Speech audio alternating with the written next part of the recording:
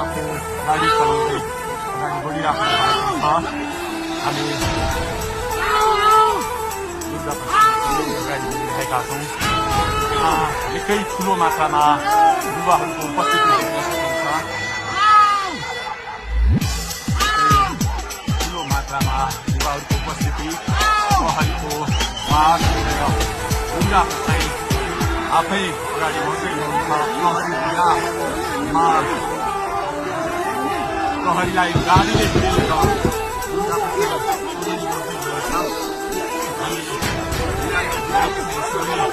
अगाडि बढ्दैछौँ।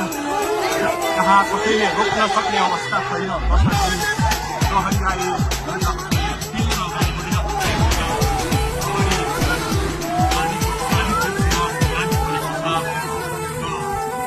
व्यवसायले प्रहरीको क्लियर तोडिसक्नु भएको छ र अब अगाडि सशस्त्र प्रहरीको टोली रहेको छ।